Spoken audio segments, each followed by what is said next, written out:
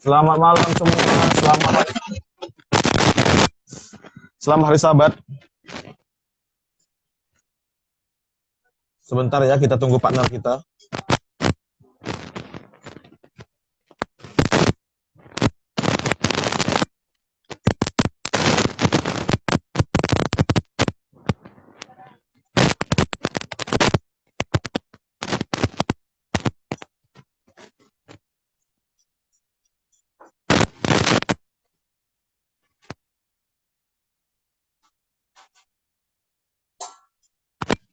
Oke, baik, shalom, selamat malam.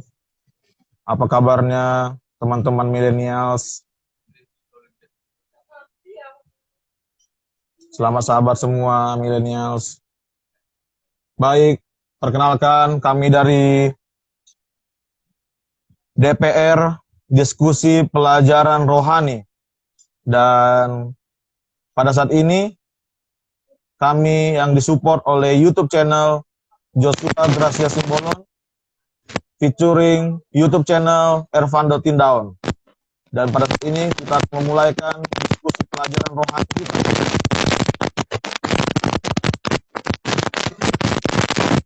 Koneksi.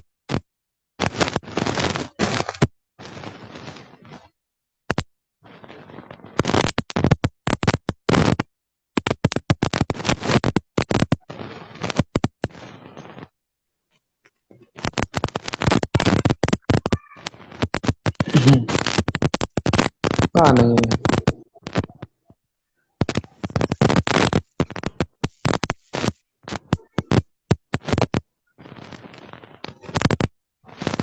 Halo, selamat Brother Evan. Boleh join? Tunggu sebentar, kayaknya ada masalah nih, ada bunyi-bunyi. Coba Apa ya masalahnya? coba kamu ini permintaan bergabung. Aku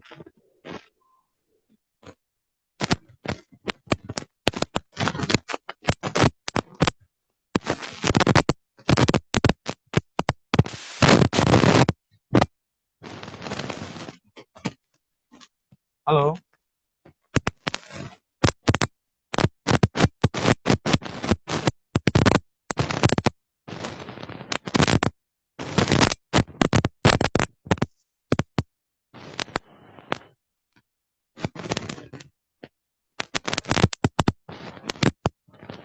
Bisa? Maaf teman-teman karena ini masih first time. Oh ya, soalnya keras-keras ya. Oke.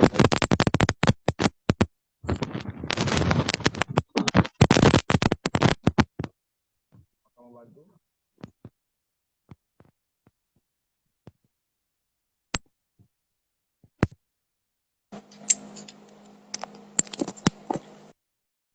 Apakah masih kresek-kresek?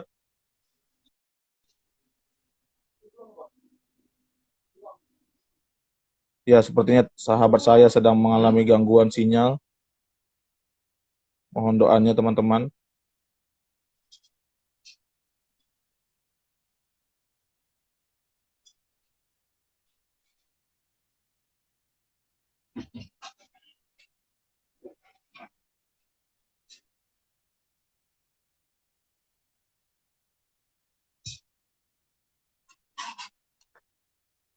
Selamat malam semua yang sudah join, kaum millennials.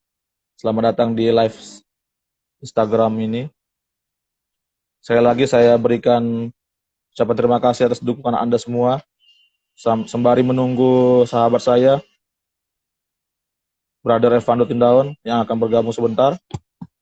Mungkin saudara kita ini sedang gangguan sinyal. Oke.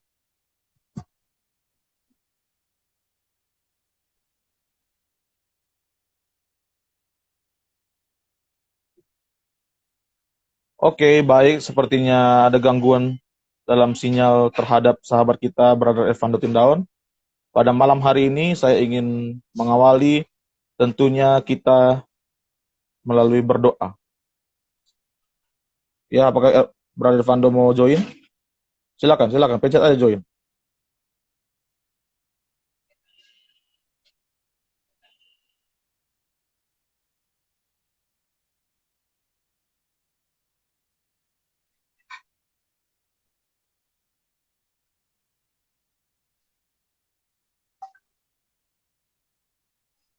Oke, seperti mengalami kegangguan, benar-benar gangguan.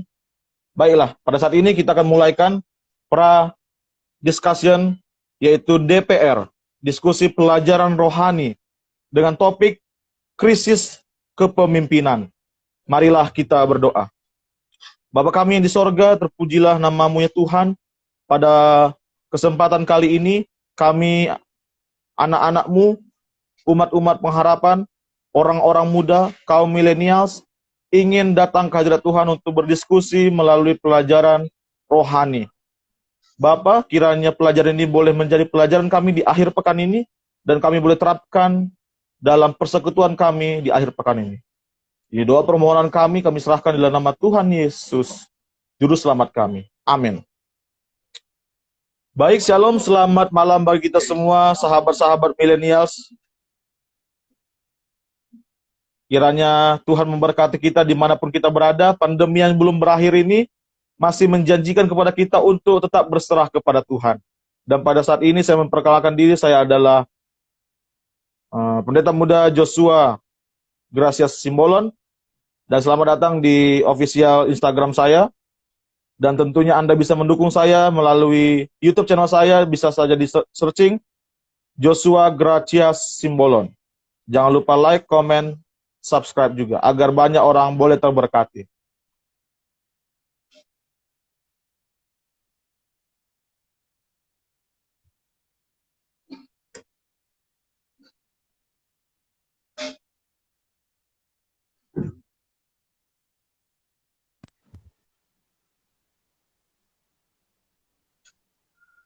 Gak ada masalah, bisa lima.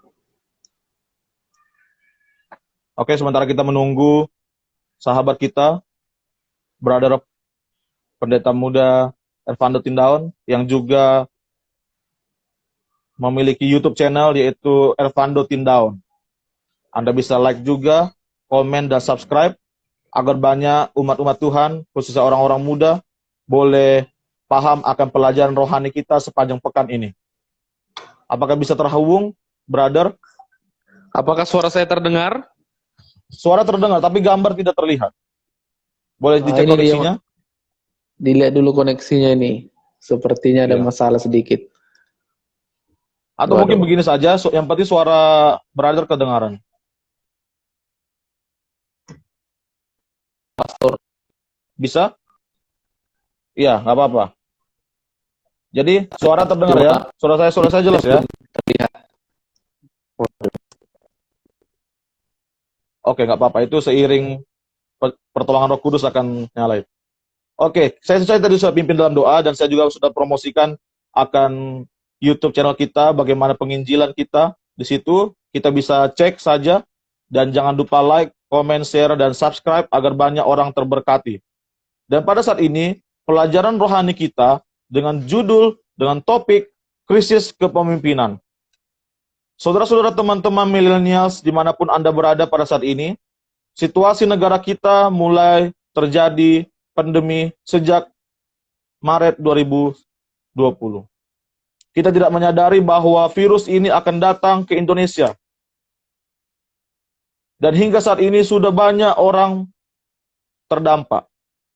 Dan inilah krisis kepemimpinan yang terjadi pada saat ini melalui pandemi. Dan kita juga berpikir pada tahun-tahun yang dulu negara kita merasakan peralihan Orde Baru.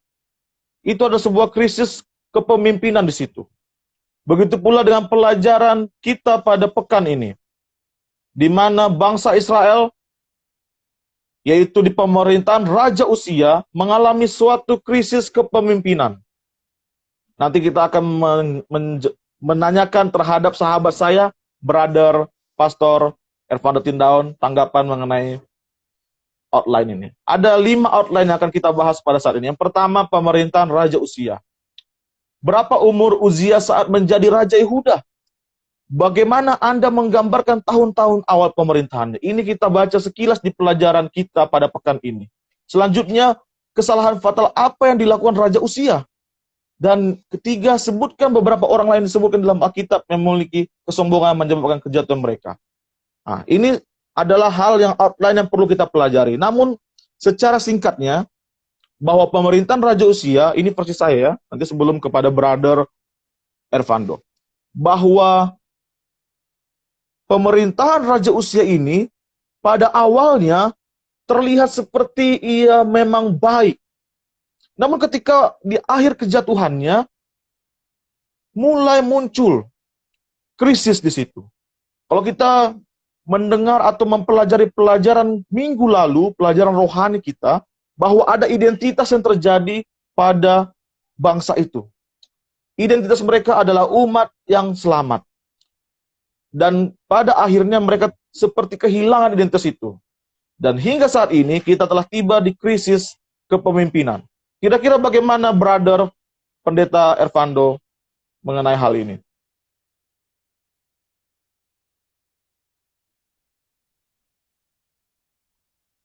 Boleh terhubung?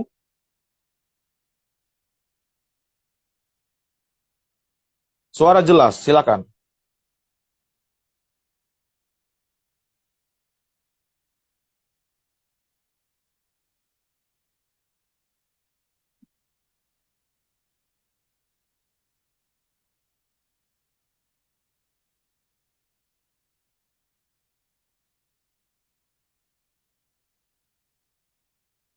Amin, amin. Saling mendukung kita.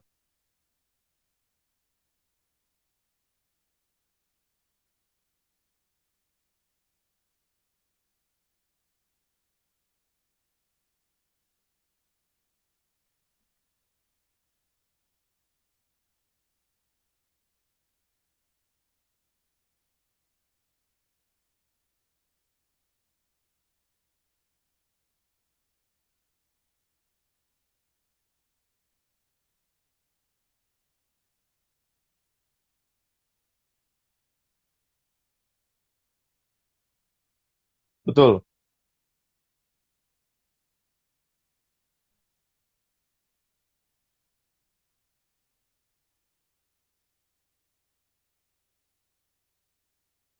Le- Lebih umum ya. Lebih terbuka kepada umum.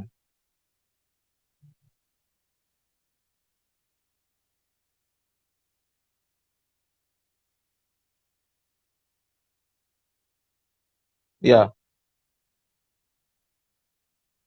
ya,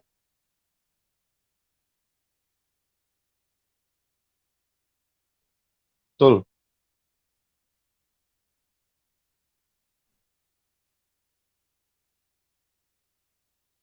Amin.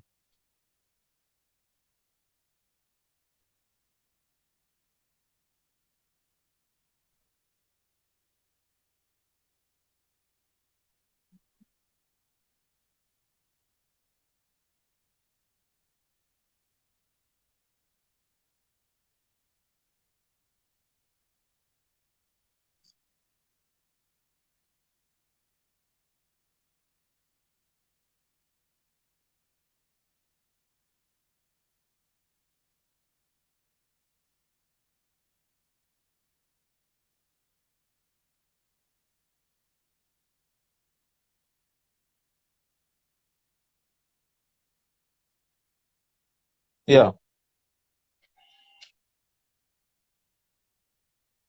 Mm. Ya, betul. Iya. Ah, pernah, pernah, pernah. Benar, itu sangat terkenal, terkenal.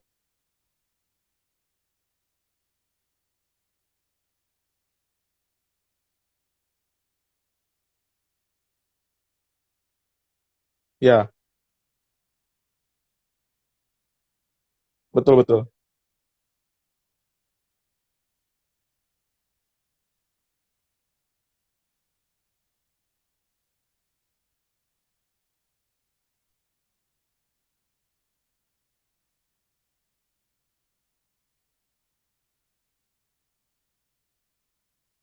Iya, satu Petrus.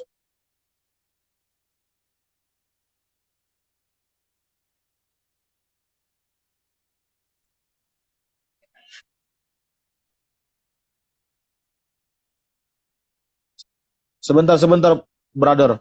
Katanya suara pendeta tidak terdengar oleh netizen. Oke, jadi tenang tenang semua para milenials, nanti kita akan re-upload di YouTube kita. Nanti bisa dilihat. Oke, lanjut lanjut. Halo? Ya, lanjut lanjut.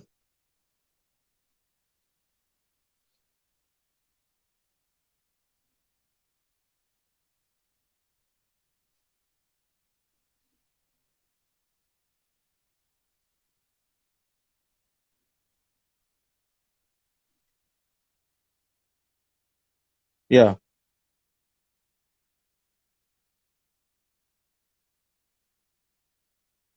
amin amin.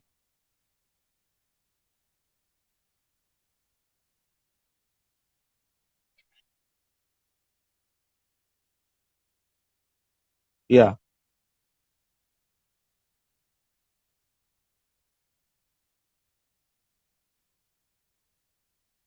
Hmm.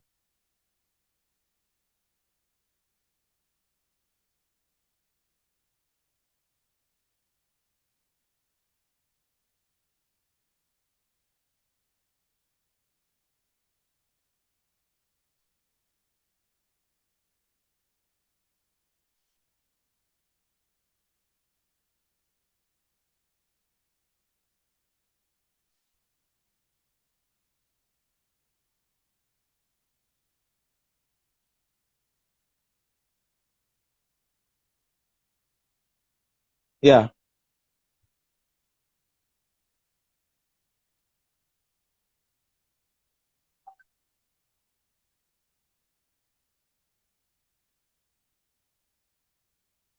oke.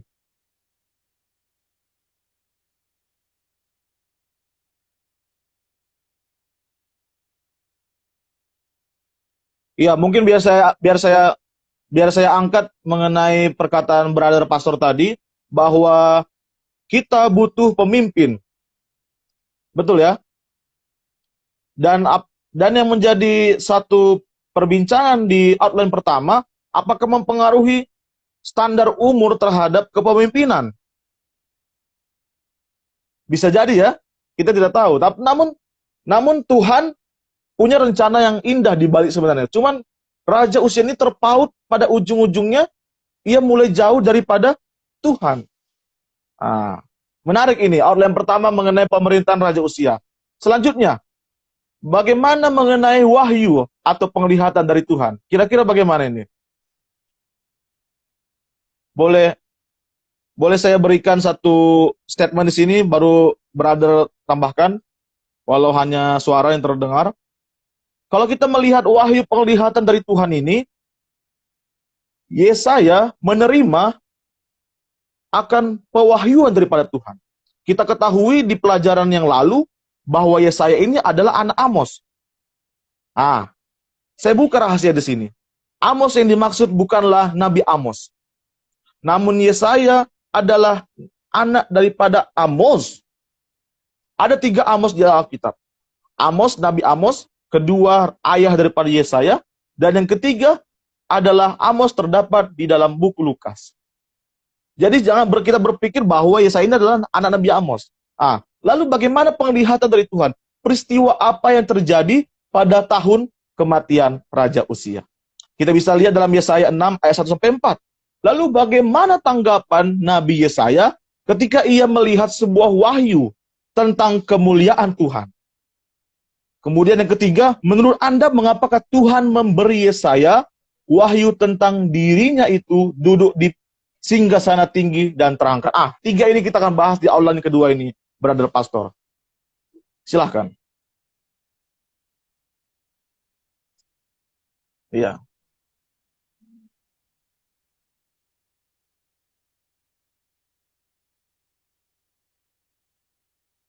Tujuh, tujuh, Pastor.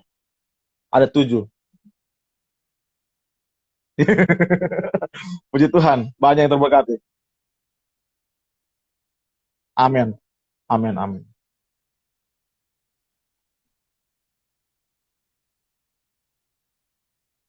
Benar.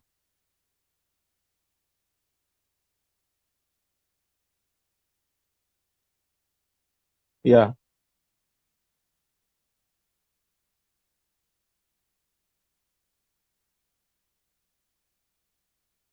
Menarik ini ya, Pastor. Ya, ya, betul. Hmm.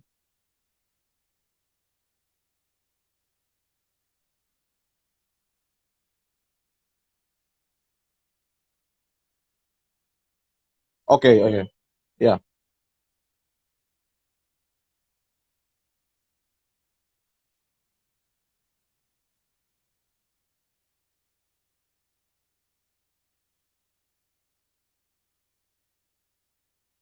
ya.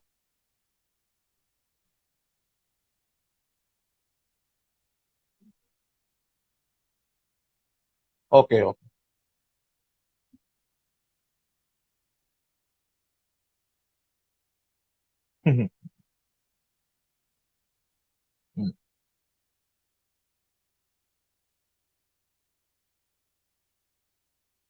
Ya,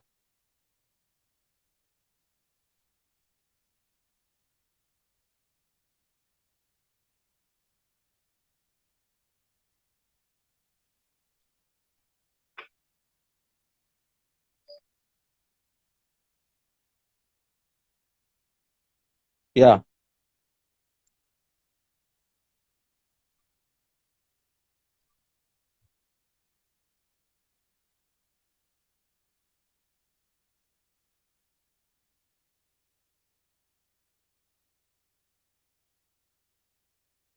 betul, betul.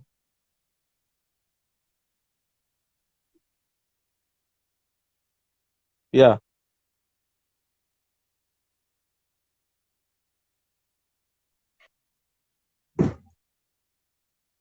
amin, amin.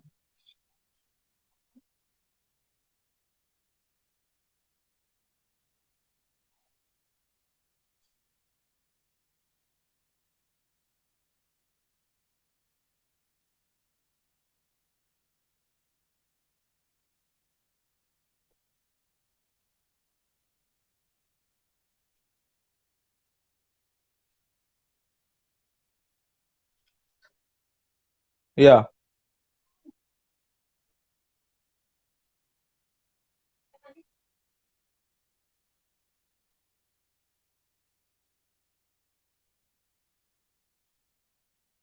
betul.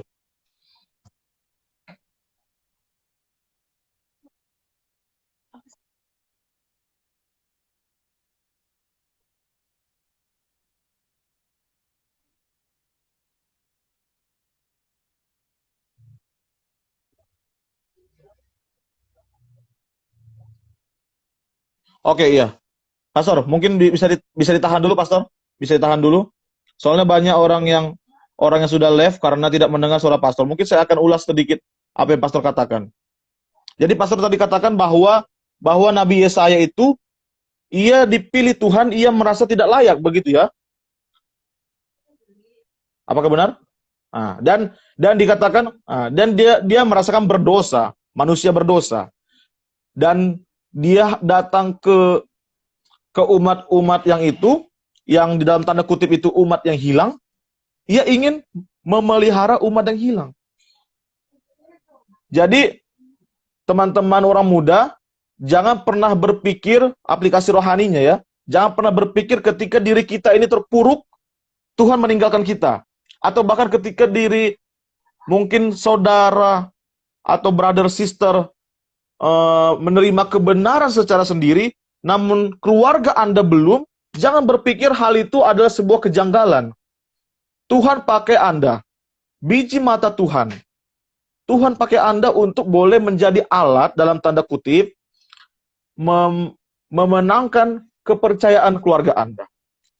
Nah, jadi mungkin di sini agak hilang menarik viewers karena suara Pastor Tindaun tidak terdengar. Jadi saya ingin ulas apa yang katakan Pastor Tindaun tadi sangat baik.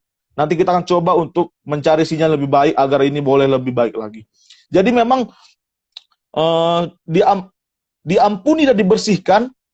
Iya, saya akan jelaskan Pastor. diampuni dan dibersihkan. Ini ada selanjutnya. Ada siklus selanjutnya di sini. Bagaimana awalnya tadi ada apa tadi Pastor? Yang kedua? Halo? Yang kedua tadi mengenai wahyu ya. Dan dilanjutkan di hal yang ketiga, di ayat lain yang ketiga ada diampuni dan dibersihkan. Jadi ada sebuah simbolis apa yang digunakan untuk meyakinkan Nabi Yesaya itu. Dikatakan ada yang diampuni, ada yang dibersihkan. Jadi kalau ada dua siklus ini, teman-teman millennials, orang-orang muda, diampuni dan dibersihkan. Hal ini adalah suatu kompleks di sini. Tidak bisa dipisahkan. Bila mana engkau mengampuni, tentunya hatimu akan dibersihkan. Begitu pula Tuhan. Tuhan itu mengampuni tanpa syarat. Kalau Anda membuka channel saya di Joshua Gracia Simbolon, di situ ada sebuah perenungan The Greatest Gift, hadiah terbesar. Anda bisa saksikan di sana. Bagaimana pengampunan daripada Tuhan itu tanpa syarat. Tuhan tidak memberikan syarat tertentu untuk kita bertobat. Inilah aplikasi rohaninya bagi kita.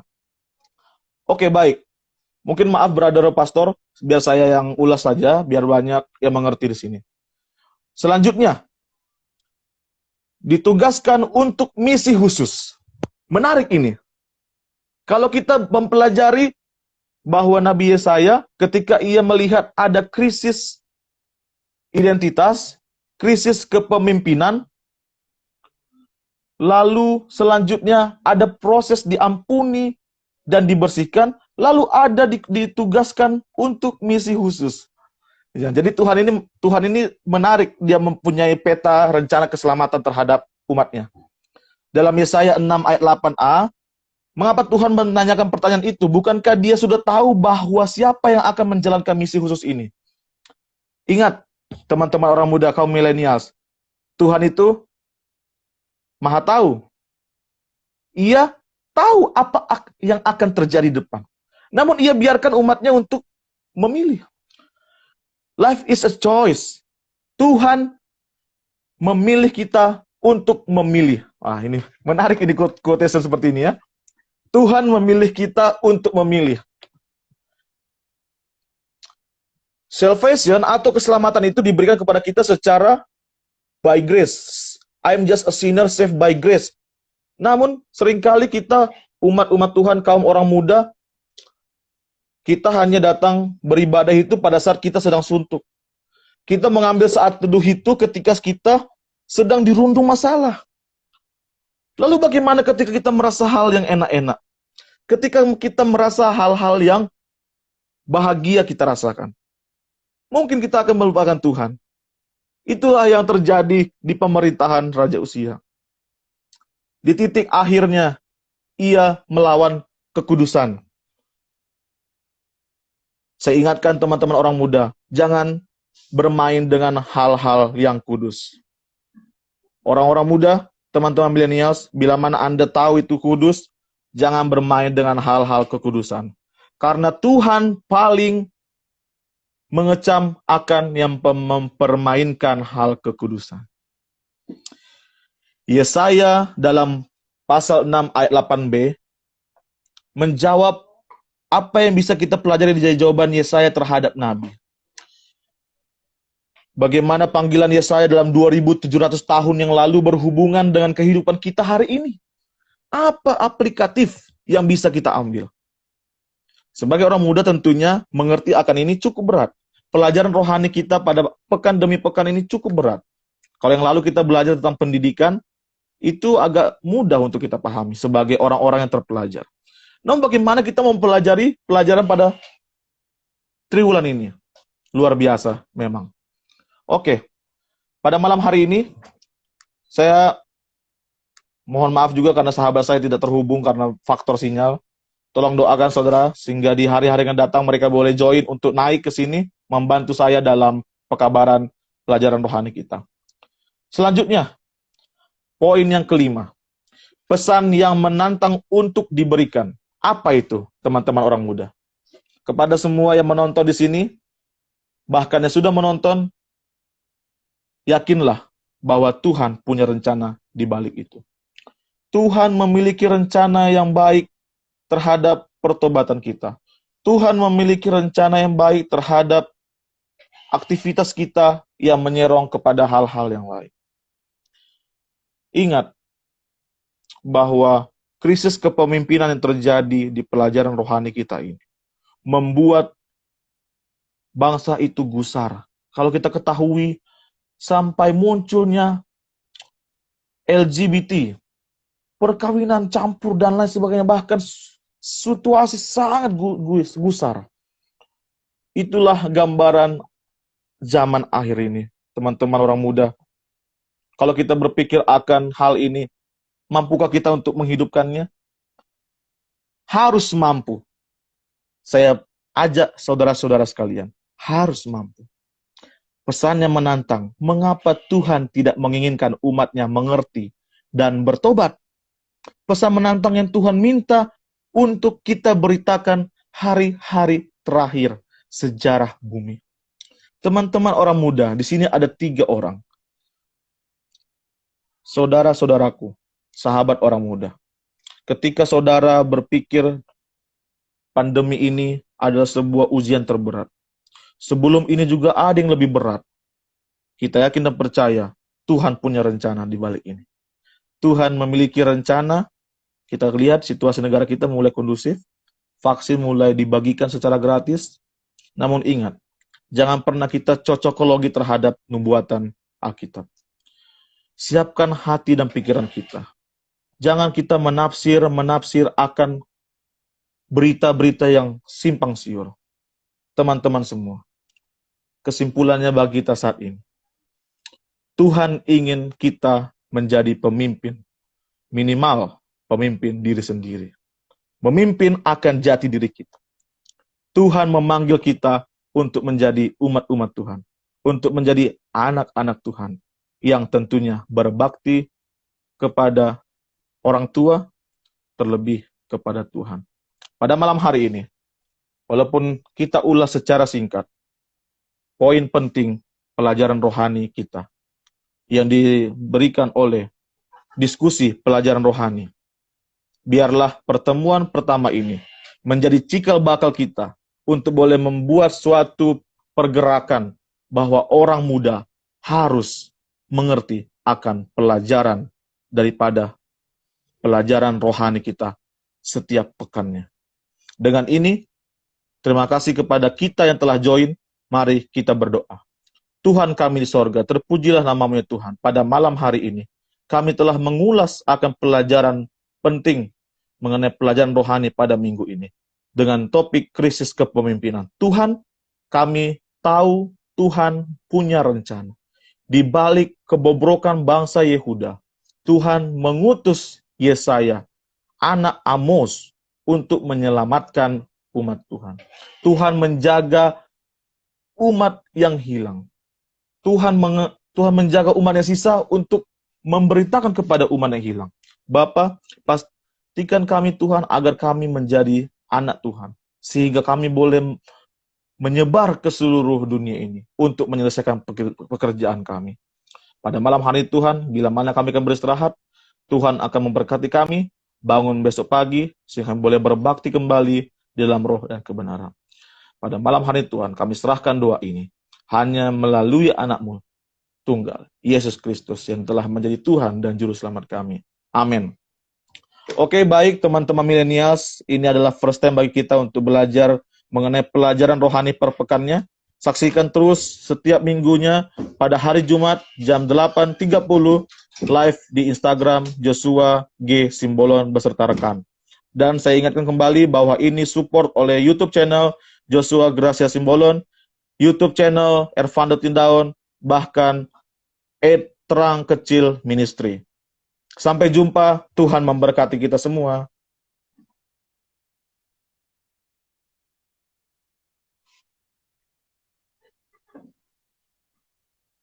Baik, terima kasih teman-teman yang sudah join. Tuhan memberkati ya.